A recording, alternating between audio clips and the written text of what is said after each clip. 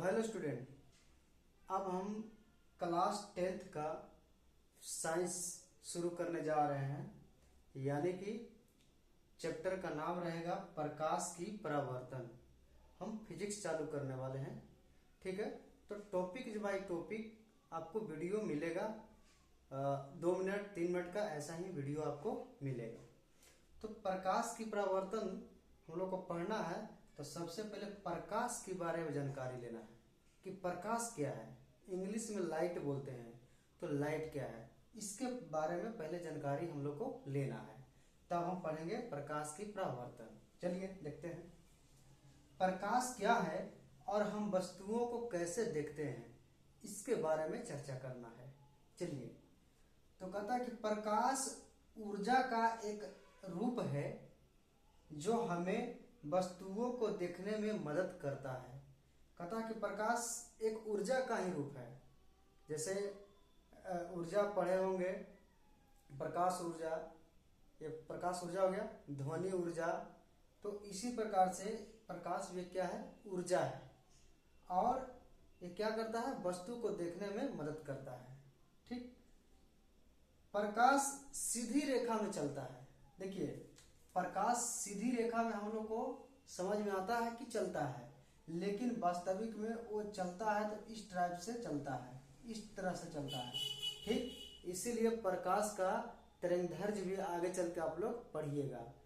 ठीक, तरंगदैर्घ्य तो आप पढ़े होंगे, इन दोनों बीच के गैप के लेंथ की लंबाई को हम लोग क्या बोलते हैं, तरंगदैर्घ्य बोलते हैं। तो तरंगदैर्घ्य प्रकाश का आया कहाँ से, तो भाई वो इस टाइप से ही चलता प्रकाश, लेकिन उसको देखने में ना इस टाइप से हम लोग को फील होता है। उनका गैप बहुत छोटा सा होता है, इसीलिए वो सीधी रेखा माना गया है। ठीक है, आगे बात करते हैं। प्रकाश निर्वात में भी चल सकता है। निर्वात का मतलब कि खाली स्थान।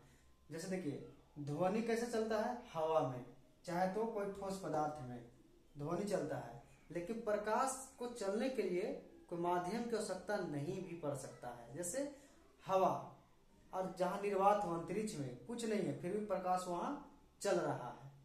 आगे बात करते हैं। प्रकाश विद्युत चुंबकीय ऊर्जा है। आखिर के प्रकाश ऊर्जा है तो कैसी ऊर्जा है, विद्युत चुंबकीय ऊर्जा। अब आगे पढ़ेंगे हम लोग कि विद्युत चुंबकीय क्या है, तब समझ में आएगा कि वो भी एक ऊर्जा है और किस टाइप से होता है। आगे अब हम लोग देखिए प्रकाश के स्रोत। बहुत सारे प्रकाश के स्रोत हैं जो मानव निर्मित है और प्राकृतिक भी है। मानव निर्मित को कृत्रिम भी बोलते हैं। ठीक, प्राकृतिक में क्या क्या आ जाता है, सूरज हो गया, तारे हो गया। ठीक, चंद्रमा नहीं अभी बोलिए, क्योंकि चंद्रमा का अपना लाइट नहीं होता है, वो रिफ्लेक्ट होके आता है। आपका जुगनू हो गया। जुगनू एक छोटा सा देखिएगा, वो जलता है भुक भक करके, उसको जुगनू बोलते हैं। ठीक, अब बात रही कि हम लोग वस्तु कैसे देखते हैं।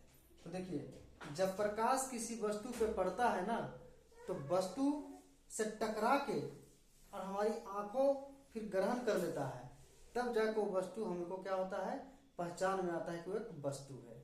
लेकिन रही बात कि बहुत सारे वस्तुओं रंग बिरंगी क्यों दिखाई देता है, तो उसकी भी हम लोग अगले चैप्टर में पढ़ेंगे, तब पता चलेगा कि कोई वस्तु हरा क्यों दिख रहा है, कोई वस्तु लाल क्यों दिख रहा है, तो वो अगले चैप्टर में है। यानी कि प्रकाश किसी वस्तु को पड़ता है ना, तो उसको कुछ अफसोस कर लेता है, और फिर क्या करता है, प्रकाश रिफ्लेक्ट करके हमारी आंखों पर पड़ता है, तब वस्तुएं दिखाई देता है।